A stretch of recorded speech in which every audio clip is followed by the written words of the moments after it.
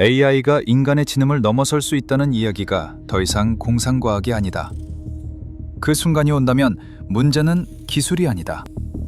그때 인간은 무엇이 되는가? 우리는 늘 이렇게 믿어왔다. 지구에서 가장 지능 높은 존재는 인간이라고. 하지만 역사상 처음으로 그 전제가 흔들리고 있다. 산업혁명은 노동을 자동화했다. AI 혁명은 판단을 자동화한다. 차이는 크다. 노동은 대체될 수 있다. 하지만 판단은 권력이다. 왜? 누가 대출을 받을 자격이 있는가? 누가 보험에 가입할 수 있는가? 누가 일자리를 얻는가? 이 결정이 누군가의 인생을 바꾼다. 이게 권력이다. 그리고 이 권력을 우리는 이미 알고리즘에 넘기고 있다. 이미 AI는 대출 승인, 보험 심사, 채용 필터링, 법률 검토에서 판단을 내리고 있다. 우리는 일자리를 잃기 전에 판단 권력을 넘기고 있는 중일지도 모른다. 여기서 한 가지 더 생각해보자. 미국에서는 실제로 대출 알고리즘이 특정 인종과 지역을 더 위험하다고 분류한 사례가 있었다. 채용 AI가 여성 지원자의 이력서를 자동으로 낮게 평가한 일도 있었다. 알고리즘은 중립적으로 보인다. 하지만 알고리즘은 데이터를 학습한다. 그리고 데이터에는 이미 과거의 편향이 담겨 있다. 판단이 자동화될 때 그 기준은 누가 설계하는가? 레이 커즈와일, 76세. 그는 매일 150알의 알약을 먹는다. 왜? 2045년까지 살아남으려고. 그때 특이점이 오니까. 특이점. 기계가 인간을 넘는 순간. 그는 그때까지만 살면 영생할 수 있다고 믿는다. 미친 소리일까? 이미 AI는 바둑, 의학 진단, 단백질 구조 예측, 법률 초안 작성, 코드 생성까지 수행한다. 인간이 최상위 지능이 아닐 수 있다는 논의, 이제 현실이 됐다. 질문은 이것이다. 지능이 인간의 고유 영역이 아니라면 우리는 무엇으로 정의되는가? 커즈와일은 지능이 지수적으로 발전한다고 말한다. 실제로 지난 몇 년 사이 AI는 단백질 구조를 예측했고 의학 논문을 요약하며 인간이 수십 년 걸려 풀 문제를 몇 시간 만에 해결했다. 이 속도가 유지된다면 우리가 상상하던 미래는 생각보다 빠르게 도착할 수 있다. 사람들은 묻는다. AI가 일자리를 빼앗는다. 하지만 본질은 다르다. 산업혁명 때도 일자리는 사라졌다. 직조공이 공장 노동자가 됐다. AI 혁명은 다르다. 예를 들어보자. 의사 1명, 하루 20명 진료. AI 의사, 하루 100만 명 진료. 노동이 사라지는 게 아니라 노동이 무한복제된다. 경제학의 기본 원리, 희소하지 않으면 가치가 없다. AI는 노동을 없애는 게 아니라 노동의 희소성을 없앤다. 그렇다면 인간 노동의 가치는 어디에서 오는가? 의사, 변호사, 개발자. 이 직업들의 가치는 지식 접근의 희소성에서 나왔다. 하지만 AI가 지식을 즉시 복제한다면 인간은 지식 제공자가 아니라 책임을 지는 존재로 이동할지도 모른다. 질문은 바뀐다. 누가 더 잘하는가가 아니라 누가 책임지는가? 이 질문에 답하려면 먼저 물어야 한다. 인간의 기능은 뭐였나? 지금까지 4가지였다. 사고, 창조, 판단, 윤리적 선택. AI는 이미 사고처럼 보이는 연산을 수행한다. GPT는 법률 의견서를 작성한다. 변호사의 사고를 모방한다. 음악을 만들고 그림을 그린다.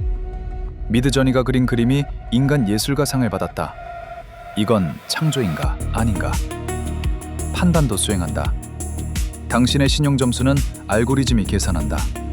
보험료는 리스크 모델이 결정한다. 우리는 이미 알고리즘의 판결을 받고 있다. 그렇다면 윤리는? AI는 윤리를 학습할 수 있다. 데이터로 입력된 윤리를. 하지만 AI는 묻지 않는다.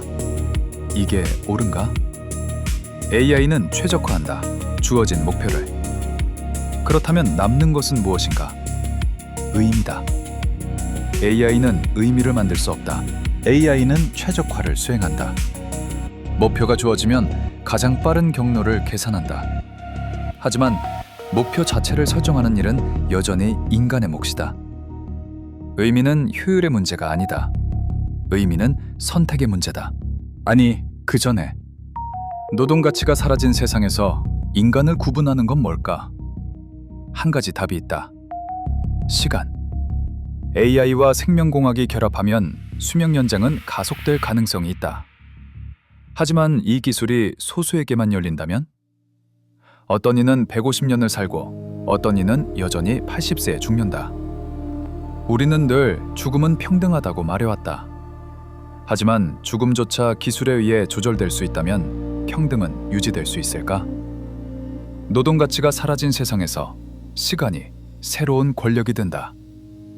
특이점 이후의 문제는 지능의 문제가 아니다. 시간의 문제다. 이미 일부 부유층은 유전자 분석, 맞춤형 치료, 항노화 기술에 투자하고 있다.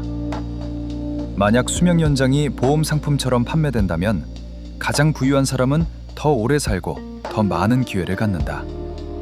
시간은 단순한 생존 기간이 아니라 권력의 축적 시간이다. 가능성은 두 가지다. 첫째, 유토피아 시나리오. 2045년 리사는 케냐 시골에 산다. 마을엔 의사가 없다. 하지만 그녀는 스마트폰의 AI 의사에게 진료받는다. 암 초기입니다. 6개월 전이었으면 발견 못했을 겁니다. AI는 뉴욕 최고병원 수준 진료를 케냐 시골에서 가능하게 만들었다. 기본소득으로 생존이 보장되고 사람들은 진짜 하고 싶은 일을 한다. 작곡가는 AI와 협업해 인간 혼자선 불가능한 음악을 만든다. 둘째, 디스토피아 시나리오. 2045년, 당신은 보험 가입을 신청한다. AI가 답한다. 유전자 위험도 10점 중 8.7점. 거부. 당신은 항의한다. 나 건강해. AI. 당신 DNA는 60세 심장병 확률 89%입니다. 상업적 리스크입니다. 당신은 의료 시스템에서 영구히 제외된다. 당신 아이는 AI 채용 필터에서 성격 부적합 판정을 받고 평생 취업 기회를 잃는다. 알고리즘이 결정했고 알고리즘은 틀리지 않으니까. 같은 AI가 의료 접근성을 평등하게 만들 수도 있고 사회적 등급을 고착화할 수도 있다. 유토피아와 디스토피아는 기술 차이가 아니다. 차이를 만드는 것은 코드가 아니라 규칙이다. 흥미로운 건 기술이 둘 중 하나를 결정하지 않는다는 점이다. 결정하는 건 권력 구조와 가치 체계다. 특이점 이후에도 인간은 사라지지 않는다. 다만 지금과 같은 방식으로 존재하지 않을 가능성이 크다. 우리는 그동안 지능을 인간의 본질로 여겼다. 하지만 지능이 더 이상 인간만의 것이 아니라면 인간의 본질은 어디에 있는가? 기술은 중립적일 수 있다. 하지만 그 기술 위에 어떤 사회 구조를 얻느냐는 결코 중립이 아니다. 특이점은 기계가 인간을 넘는 순간이 아니라 우리가 인간을 어떻게 정의할지 결정해야 하는 순간일지도 모른다. 지능이 의미를 만들 수 없다면 의미는 어디에서 오는가?